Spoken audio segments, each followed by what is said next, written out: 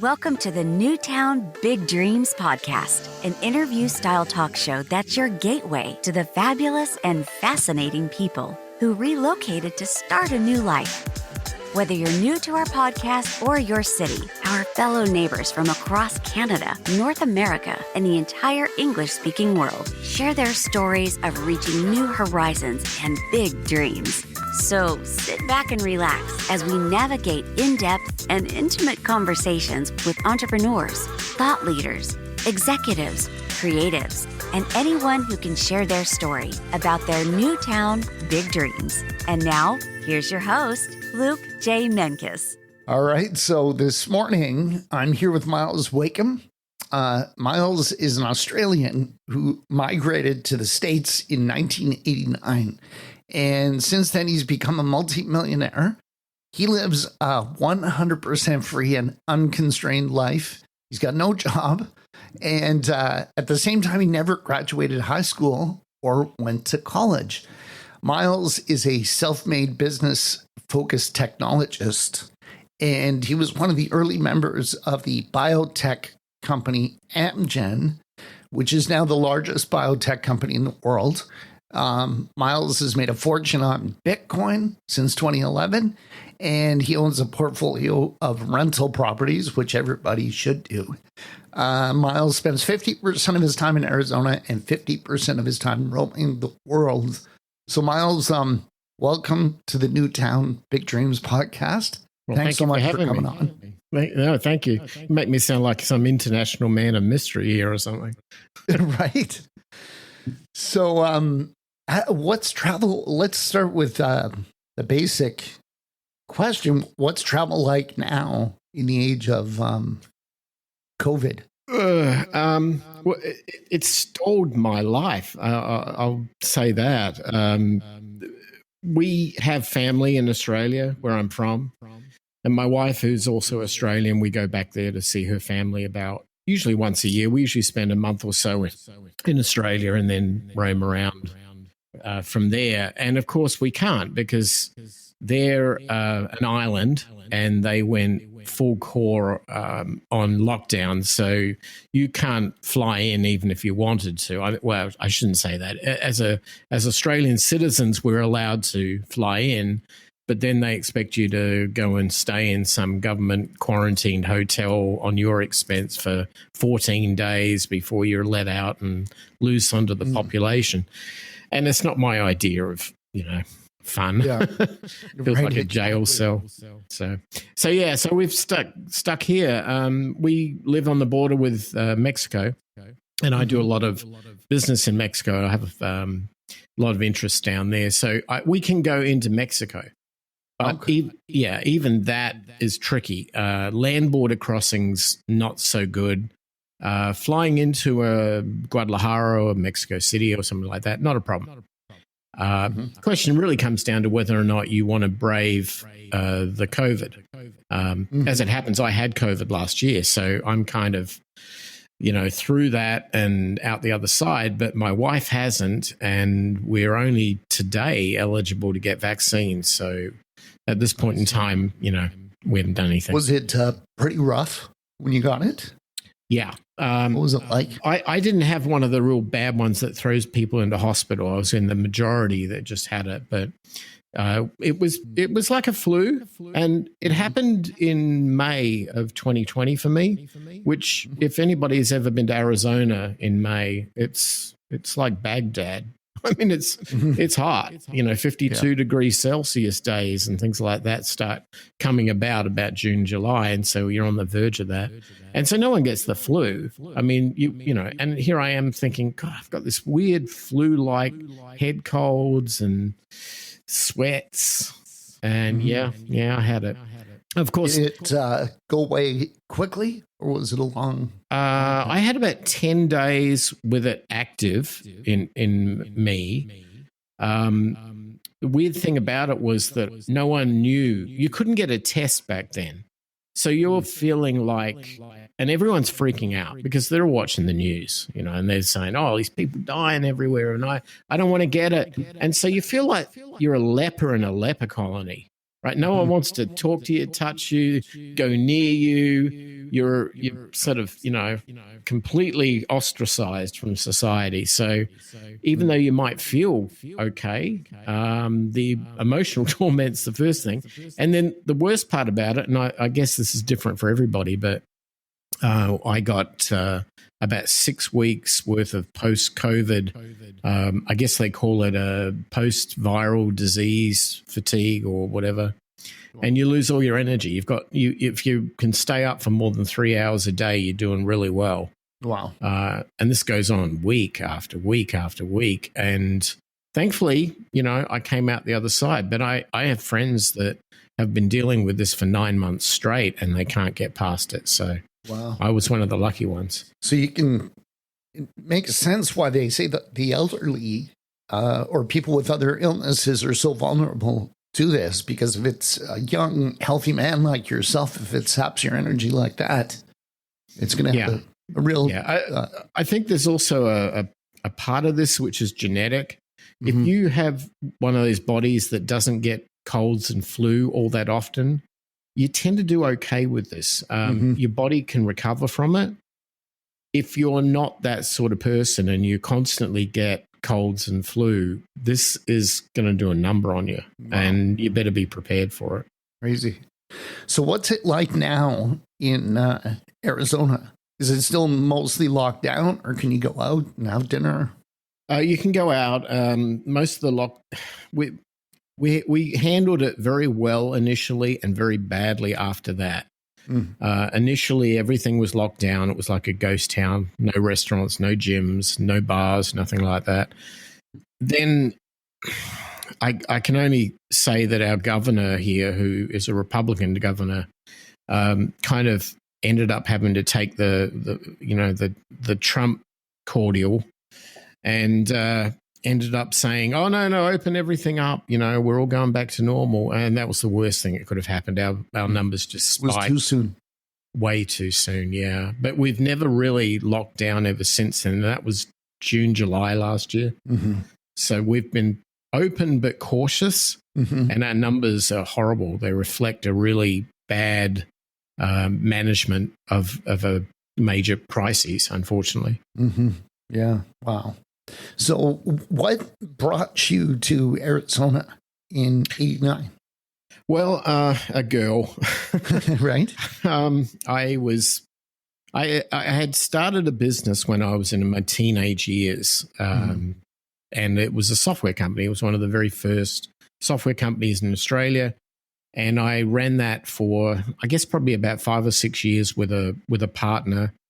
And eventually we decided that we'd done everything that we wanted to do at that, wise young age of early 20s, like I knew anything. But I ended up selling the company, and then it was kind of a now what decision. I ended up taking a job with one of my clients, happened to be a big defense contractor. They made submarines, and my job was to build life support systems, which, a kid at 24, 25 doesn't know squat about.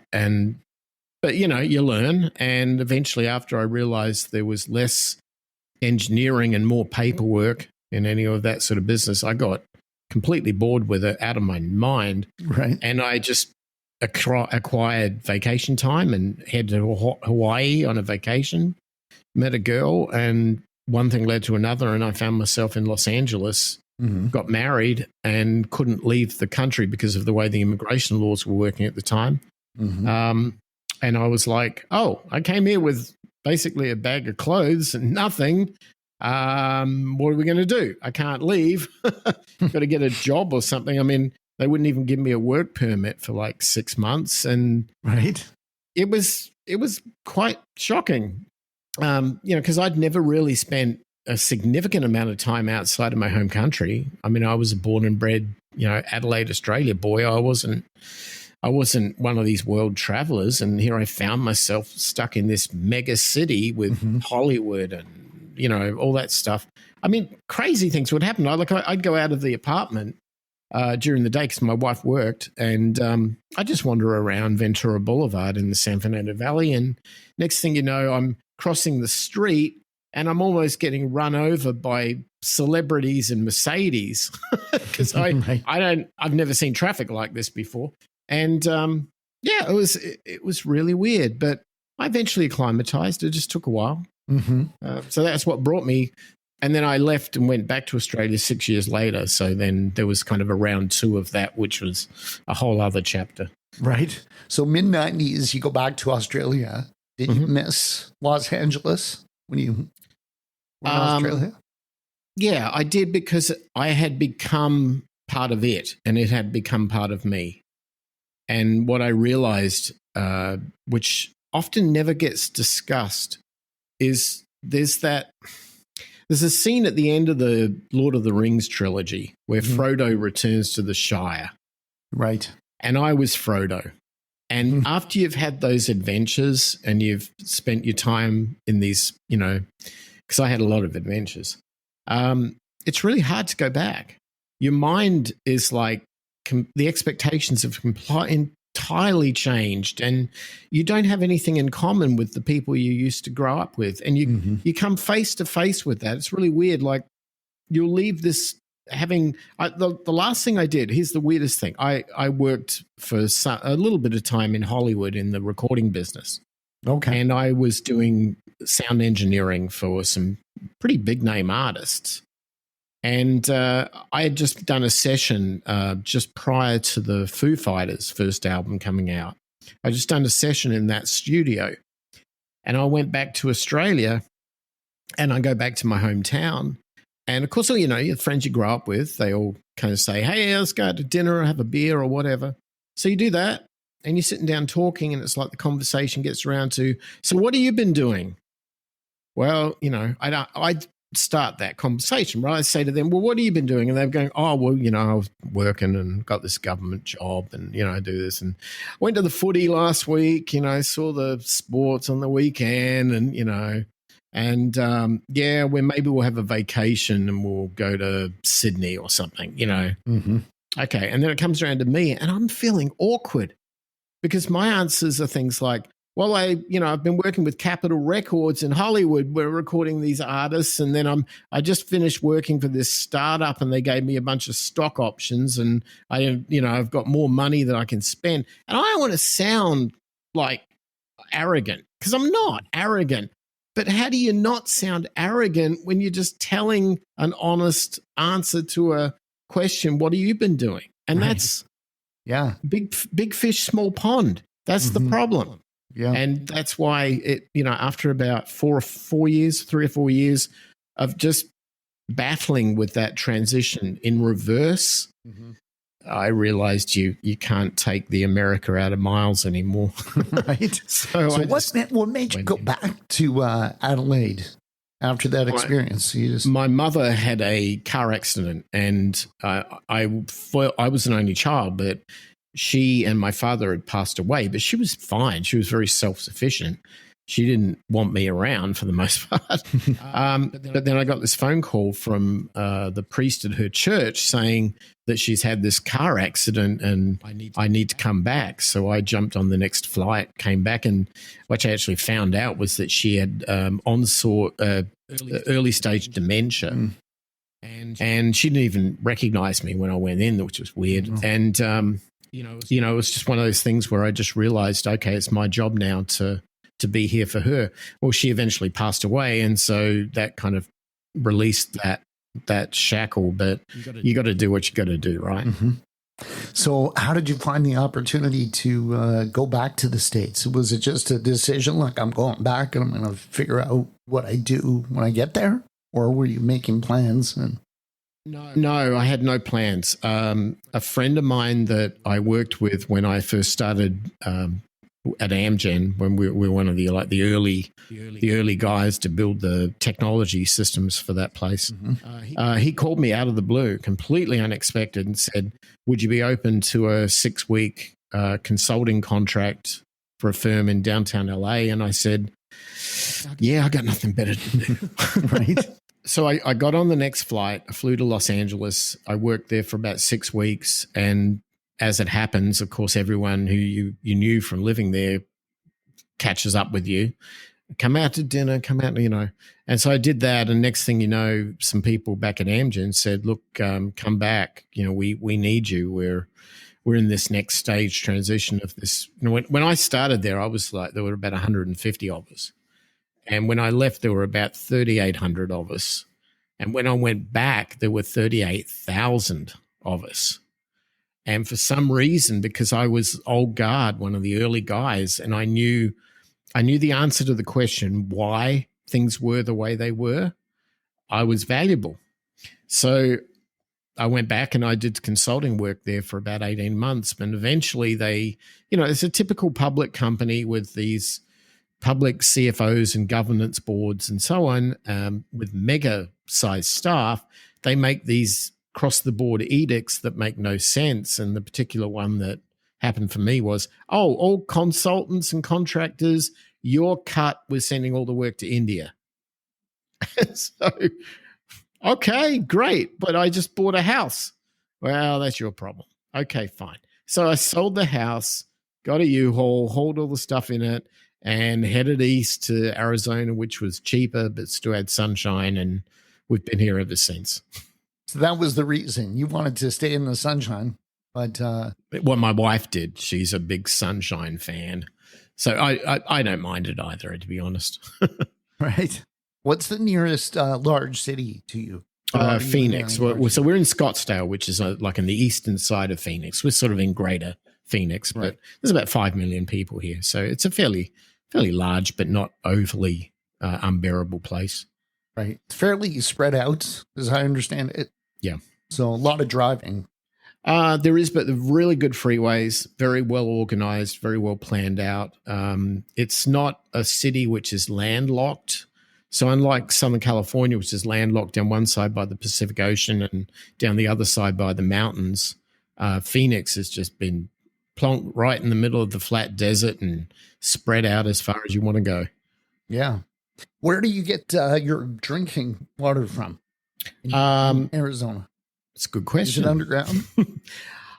I don't know, because we at every like gas station or outside of a CVS or a Walgreens or a supermarket, they have these vending machines for water, and you get a 5-gallon bottle and you put it in there and you put a $1.25 in and it fills up the bottles. And we just have a lot of, 6 or so 5-gallon bottles of water, and we just stock them all the time. And that's drinking water. I would never drink out of the tap. Although I'm sure people do. It's probably fine, but. So the water comes from the machine. Yeah, it's like this mega filtration machine. It's a vending machine. Yeah. Right. Right on.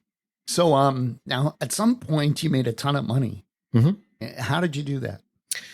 Well, the first time happened when I got all these stock options at Amgen after I didn't even know what they were, because, they had to do everything to try to incent people to go and work for them.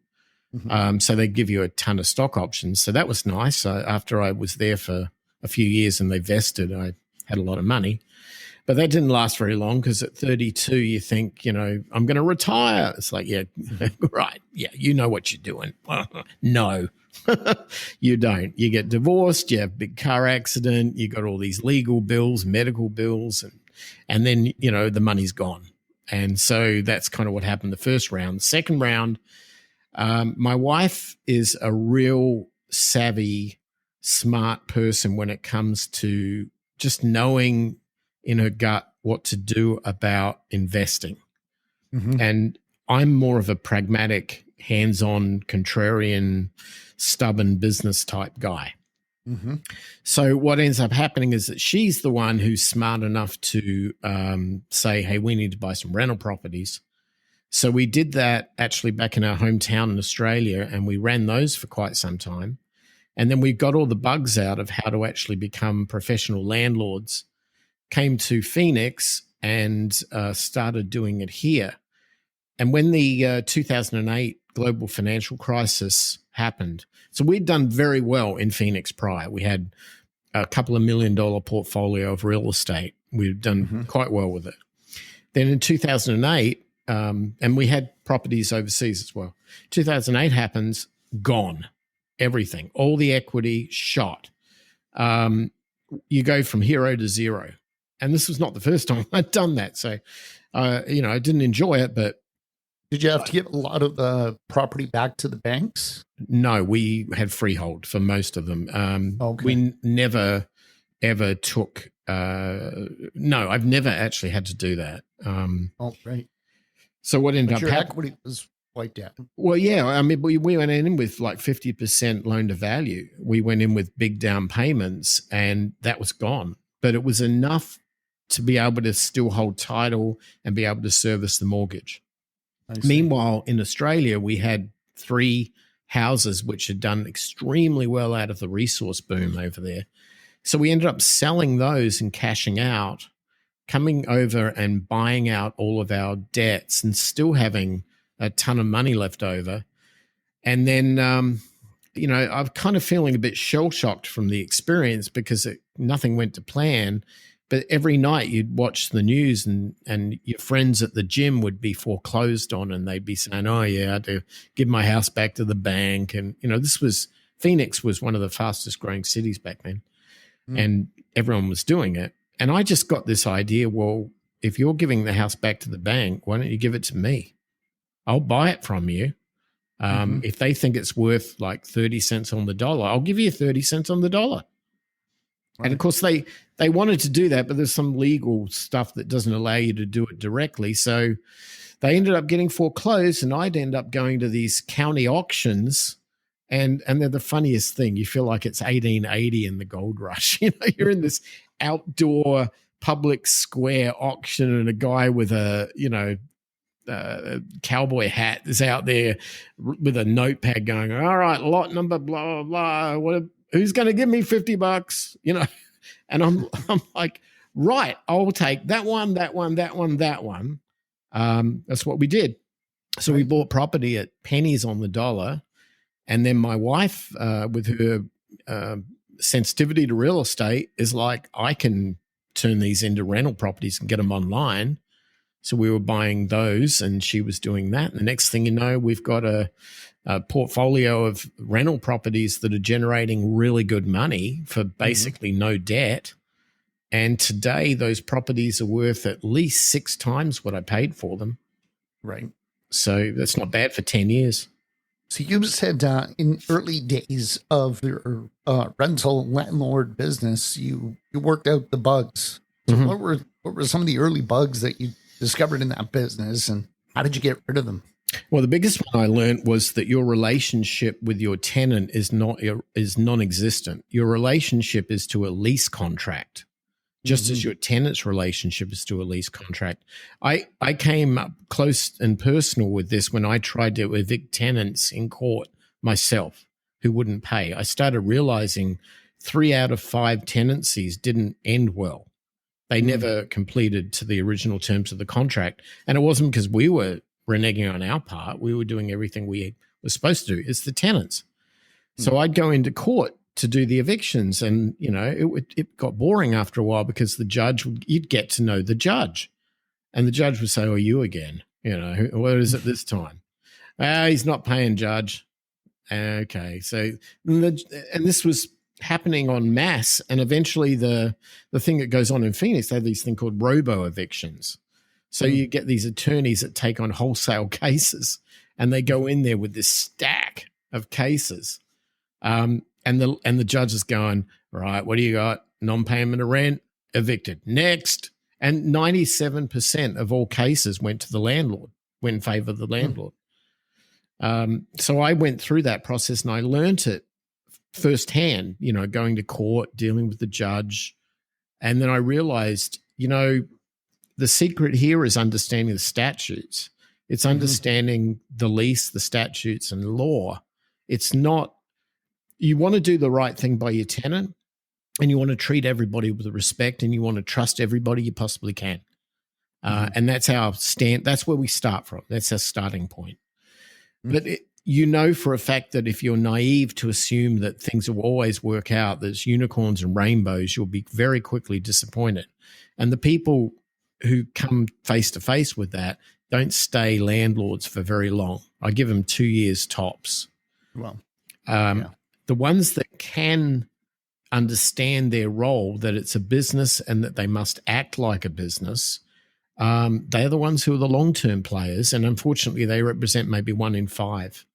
So they end up buying everybody else's, foreclosed upon, or we buy ugly houses properties, and they flip them and they become part of their portfolio. That's how it works. Right. So really understanding the tenant law in your jurisdiction, and it's a bit different, isn't it? Very. From Arizona to Australia. Yeah. Yeah. I know it's different here. So we have provinces, you guys have states. Right. Every province is a little bit different. What the tenants' rights are, what the landlord's rights are. So it's really important to get a handle on that before you start signing tenancy agreements. It certainly is. And one thing that's very noticeable is that in certain jurisdictions, depending on culture and often political willingness, you will find that the laws shift dramatically to the tenant in terms of tenant rights, or to the landlord in terms of landlord rights. And there's very few places I've discovered where that pendulum swings somewhere in the center. It doesn't. It's always extreme. In places like California, which are typically highly socialism or democratic socialism states, which is like where we came from in Australia, the tenants have the majority of the rights. You have an enormous amount of work to get somebody out of a property. It's 6 months worth of work. It's not easy. And that's not fair on the landlords, because ultimately they're the ones who are buying and refurbishing and beautifying the neighborhood and so on. I mean, that's their job. But they don't have the standing that you would get, for example, in, say, Arizona or Utah or Colorado or Idaho or somewhere like that. So it's a very different world, and everybody's state will have a different set of laws and a different cultural base for that. And you just have to be willing to, when you choose where you're going to invest, that's the number one decider for me. We have property in other countries too. And so, it becomes interesting, shall we say. Right. You also mentioned that debt is toxic. So I guess one of the other keys to being a successful landlord is keeping your debt levels low. Right. Right. And tell us why you think debt is toxic. I mean, you went through the 2008 experience, but maybe just lay that out for us. Why you think people should avoid the debt levels that they tend to get into. The interesting, I have a love-hate relationship with debt. So I respect debt, and it's because of a journey that I took once to Venice, Italy. And I was watching a documentary a decade ago by a guy by the name of Niall Ferguson. It was a BBC documentary on money and how money works. And he talked about the history. And when it came to banking, he brought up the fact that the first ever banks, or I guess what we would refer to as investment banks, started in this little town square in the Jewish ghetto district in Venice, in Italy. And the story was so compelling to me because the reason why, okay, so imagine, we're going back 1,000 years. Roman Catholic leadership over Italy is the law, is the governing law. In that, the law says that you're not allowed to lend money and charge interest to anybody. It's against the law to do it. Meanwhile, the city of Venice, which at this time was rich, palatial, wealthy capital, well, all of their food came from farms on the mainland of Italy. So the farmers, they'd have to go and buy seed, have the land, toil the land, plant the seed. It's labor costs, there's capital, cost to start. And eventually they'd harvest the crops and bring them to Venice and sell them at market to feed the citizens of Venice. Right. Well, the farmers couldn't do it because they didn't have the capital to get started. So the farming was done by a very small collective of existing entrenched landholders. And what happened in the Jewish quarter in Venice, the Jews said, well, there's that Bible thing, right? We're only in on half of it. We're only in on the first part. And the first part doesn't have anything saying that we can't lend to Gentiles and charge interest. Right. So we're going to do that. And they were able to get kind of like hack the system, like get an exception that allowed them to create the world's first banks. And they did exactly that. And I went to Venice and I stood in that town square. It's a nondescript piece of the Carnegie. It's out the back. And I felt what it was like, what it must have been like 1,000 years ago when farmers borrowed money to buy seed and pay back their loans. So debt has purpose. Without debt, a lot of societies cannot thrive, cannot grow, they cannot become westernized and so on. Mm-hmm. Then there's the other side of the equation. Then you have a society which abuses it. And it's abusing it by choice, but also by being, to some degree, swindled. And I'm unfortunately going to brand the United States in that category because when you're 18 years old in this country and you're a kid leaving high school and nobody told you who you're supposed to be or what you're supposed to do, it's up to you to work that out. And before you even get a chance to work that out, there's some college university recruiter at your door with a debt contract for hundreds of thousands of dollars saying, sign this kid and you can go to Harvard or you can go to whatever college, right? And the kid doesn't know. And the parents, they're just going to do anything they can for their kid. I mean, I have a daughter. I'd do the same. That kid signs the contract and they begin their first foray into debt. And the problem is that they never get out of it because by the time the student loans are eventually paid, then they've got a mortgage. Now, the French translation of the word mortgage is death contract. So that kind of tells you the intent here, right? So if you start a mortgage at, say, the age of 30 and it's a 30-year mortgage, I'll do the math, you're 60 years old. Well, a couple of weeks ago, the CDC here in the States published their life expectancy numbers. And they're not pretty because the average US male life expectancy is 75 years old. Yeah, it started to decline. It's declining, yeah. So imagine if you had a mortgage at the age of 30 and 60, you paid off your house. If you didn't refinance it 5 times because, life happens, you're in debt to the day you die. It is truly a debt contract. And the unfortunate part of debt is it comes with the obligation that you can never stop working. And that's not a pleasant experience when you're in your 60s. Yeah, really. So how do you avoid that? I mean, besides making a ton of money? Well, what I do, and this is why they call me a contrarian, is I've completely rejected all social mantra. I never finished high school. I never went to college. I went straight into business. Everything that I do is based around the concept of what I term financial sustainability. And that is that the things that I own generate me a dividend or generate me rent or generate me something, and I live on that. So I started off living fairly frugally, and then rather than trading my time by the hour for money, which is the typical employment contract, I would buy income-producing assets like real estate or dividend stocks or vending machines or websites or stuff like that I didn't have to attend a great deal of time to. And that pays me every month. So I don't – and my burn rate's reasonable, so I'm completely sustainable. And to me, I sort of work on the pretense that I never want to retire. I want to just be having a free life, and I have a concept called a financially free number, which is just how much money I need to make every year to enjoy myself. And when I hit that number, I'm good to go, Yeah, that's awesome. Well, you started basically from scratch. You didn't start with a lot of money. So how does someone that likes, the sound of what you're saying, how do they start? Like an average person working for minimum wage can't go out and buy a fourplex today. So how do they start? The beauty about real estate, man, we'll just use that as one asset class, but it's a good example, is that you don't need to use your money to get it.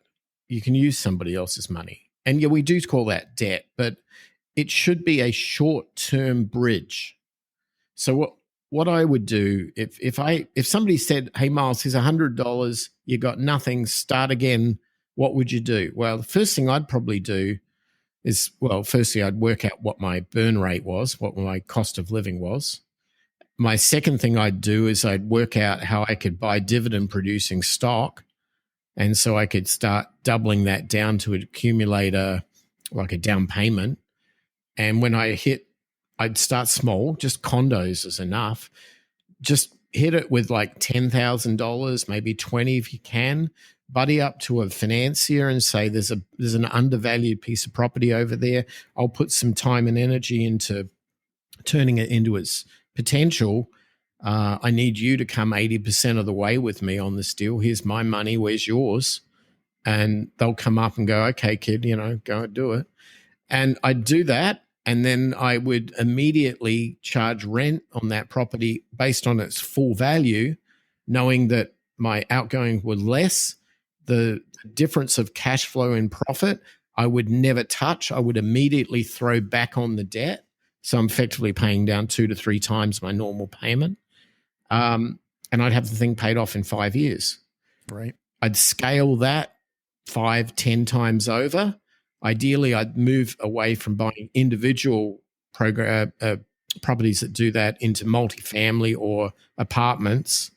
And I just scale it up to the point where it was generating enough sufficient rent to meet my burn rate, and I'm done.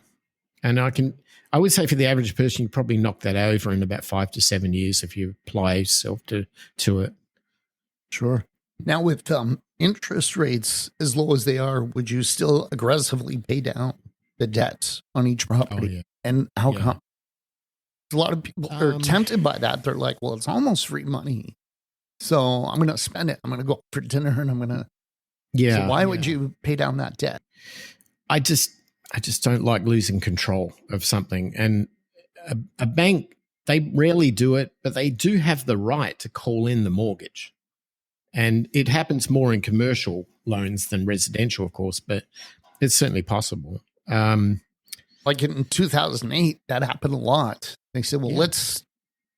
Yeah, because they didn't have the equity to cover their risk factors, and their insurers were saying, if you want us to manage these insurance and on the debts, you need to reduce your load. And so they're calling them in. Yeah. But the weird thing is, if you were to buy at the very bottom of a market and you're not worried about how you're going to pay for it, you're just looking at the price. When you do that, you end up having this massive upside if you sell it at the high. I'm not somebody who really likes to sell. I don't like to kill the goose that lays the golden egg. Plus there's taxes and all that stuff. I would prefer to hold it and continue to rent it. But it comes down to when you buy, not how you pay for it. If you buy at the low, and this is the hardest thing for people to get in their minds. We live in a world of shiny object syndrome. We hear these stories about, I don't know, GameStop or, Bitcoin or whatever, and everyone's flying over to that little thing like moths to a flame. And I'm sitting back going, I bought that when no one wanted it. Because when no one wants something, that's when you buy. That's when contrarians make their money. You don't buy it when you sell it.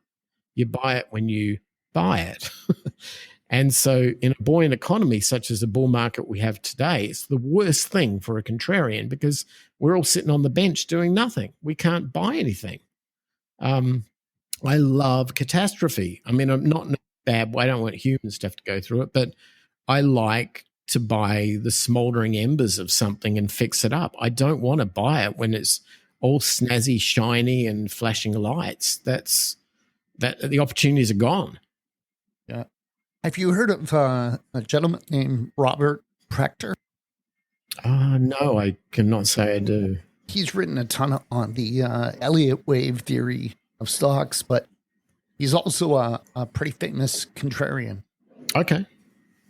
He said, when you're in Vegas and you hear your taxi driver talking about their real estate portfolio or the cleaning lady at your hotel, he says, good time to sell. Yeah.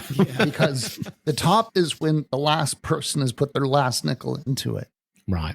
and people are really not qualified to be doing something like that, or mortgaging their house and getting over their head. That could be a sign of a peak. You can read the herd very well.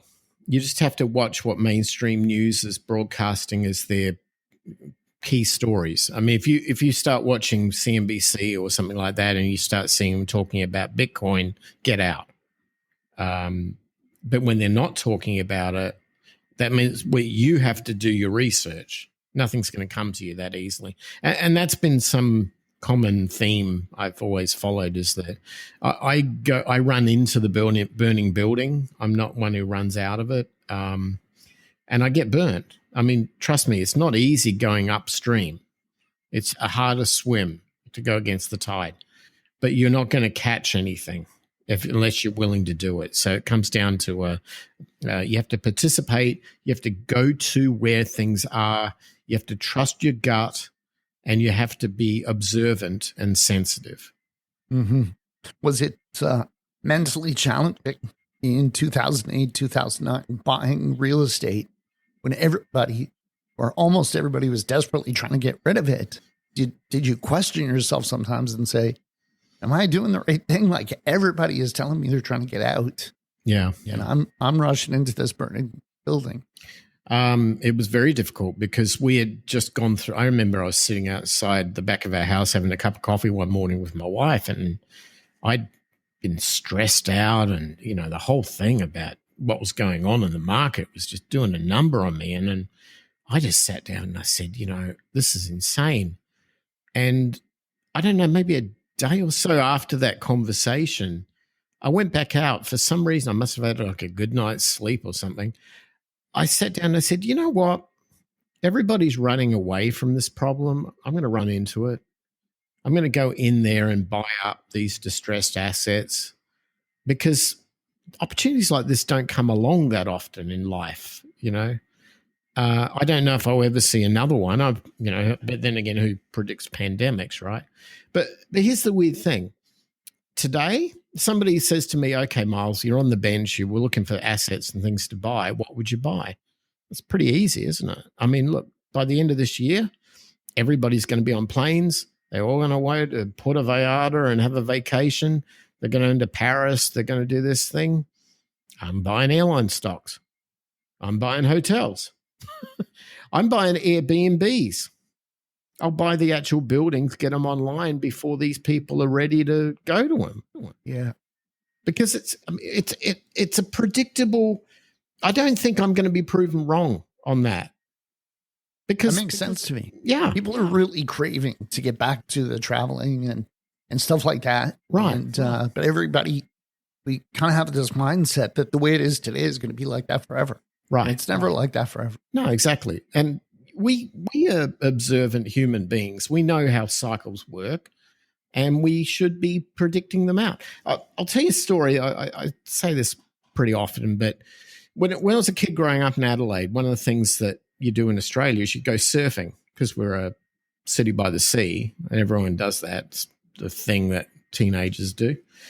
I was no different. And I remember when I had tried to learn how to surf, it was the most frustrating experience. You go out, get wet and get beaten up by the waves, and you go, this ain't no fun. Eventually you start understanding nature. You understand cycles, wave cycles. You look out on the horizon, you see a wave emerging, and you go like, I want to catch that. And then you position yourself and you paddle well before it gets to you, because you hope it's going to pick you up and give you the ride of your life. And it doesn't happen all that often, but once in a while you get that ride, and it's almost like a spiritual experience. That's how I invest. I don't, like a Canadian saying, you go to where the puck is going. Is that the one? Yeah. Well, it's the same. Where it's going to be. Exactly, where it's going to be. And in Australia, it would be you're not going to catch a wave unless you're ahead of it, paddling before it gets to you. And it's the same with investing. You've got to pick the wave. And when something presents that is so open, categoric, and factual based on the outcome of a pandemic, it's not a matter of if, it's a matter of when. And you've got plenty of runway right now to prepare for the onslaught of the euphoria of post-pandemic life. Yes. That's a great analogy. That's really great. Are you much of a reader or a podcast listener or audiobook? I wish I had more time to devote to them. Yes, I mean, but it takes me a while to consume a book. I'm pretty slow at it. What would you suggest? Well, I was going to ask you what you are reading right now, or what you've enjoyed recently, just to give our listeners something to. I am a huge fan of a book I'm about 75% through, which is Jedward Griffin's The Creature of Jekyll Island. It's about, the formation of the Federal Reserve. And if you understand it, you will understand and be somewhat able to predict how the world's economies work or don't. But it's an amazing book. It's so beautifully written. It's just a very big book. It's a long read, but it'll grab you from chapter one. It's a really good one. Very cool. So your prediction is that the pandemic will eventually end, because they always do, and that the industries that have been the hardest hit are going to be the first to come back, or they're going to come back percentage-wise, I would say the most. Yeah, that would be my surface level prediction, but there's a deeper prediction, which I would add to that. And this actually might be very valuable to your listeners. The United States is so, okay, let me talk from an Australian perspective. Australia tethered itself to China sometime around about 2000, and China became its number one export customer for raw materials. Australia's a big landmass with few people on it. You can make a lot of money digging stuff out of the backyard. That's kind of how it works. Our biggest industries like iron ore exports, gold, that sort of thing. Canada's not all that different in regards to that. We tethered our wagon to China, and it didn't end well, because what happened was China expected more than just a simple transactional relationship. They wanted to export back to Australia their population, their ideologies, and even to some degree kind of a level of communism within the country. And we had a lot of like Chinese agents infiltrating our political systems, and then population demographics were changing as well. And it was and nothing against, I love Chinese people. They're great, but I don't love totalitarian leadership. So what ended up happening was that Australia caught them out on a bunch of things and basically called out China. And the biggest one was COVID. They basically said, look, you guys are not coming clean with this. We need you to come clean, stand up and do the right thing. And China said, right, we're going to start punishing you. No more, we're not importing your stuff. No wine, no lobsters, no wheat, no barley, no beer, no nothing. We'll just take the iron ore. That's all you'll get. And so Australia's economy went tanked. The Prime Minister stood up and said, we don't care, because some things are more important than money. And it might be that, I get kicked out of office for saying this, but we stand up for what's right. And this is look, Canada's identical in this regard, right? And at some point, you have to call it for what it is, and they did. Well, what happened was Australia had to return back to farming its own stuff and being self-reliant. And that transition is painful, takes years, but eventually you return to it.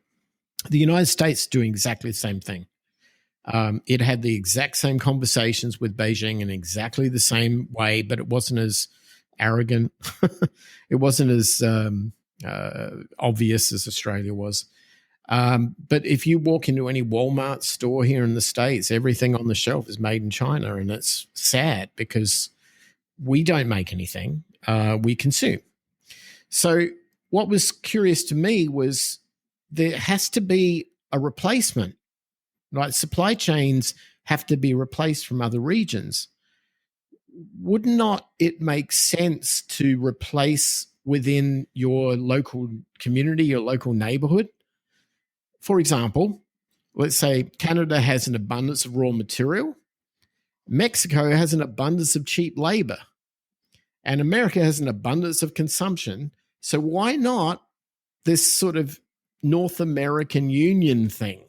Now, I'm not talking about like the EU where we all start sharing currency and things, but I'm expanding what the USMCA and the NAFTA agreements were to benefit everybody in the North American region, because I believe that if the United States does not do that, does not lock in with its neighbors, it will not be able to compete with China, and it needs to be able to compete. So if anything, I'm bullish on the whole region, but I think that the most bullish area I'm focused on is Mexico, because it's the cheapest and the one with the greatest amount of headroom to raise its own standards up to a middle class. It obviously has its issues with corruption and cartels and all that sort of thing. But if given the right incentives, it will become a powerhouse. And so my goal would be to expand the concept of what we would call home as being not just the United States, but to expand it from Mexico all the way north to Canada, and that all of us, lock together and become a powerhouse economy, much the same way the EU has. Right. Yeah. Very interesting. That's awesome. Well, I've had a great time talking to you today. Very interesting. And hearing your story is really fascinating. And I think some ways for sure we think very similar as far as being contrarian and trying to anticipate the trend before it happens. Yeah, I mean, just be sensitive to what you feel in your gut, what you see with your own eyes. It's not, the world is not what your smartphone tells you it is. It's what you see with your own eyes. Yeah, very true. Well, Myles, thanks again for your time today. Anytime. Was great. And I'll send you a link to the show when it's ready. Fantastic. Well, thank you very much. Thank you. Cool. We hope you enjoyed this episode of the Newtown Big Dreams podcast with your host, Luke Menkes, and his authentic guests. And we love our listeners and hope you subscribe now to learn more about the amazing journeys of our incredible guests who relocated to find a new town, big dreams. And remember, make your dreams big.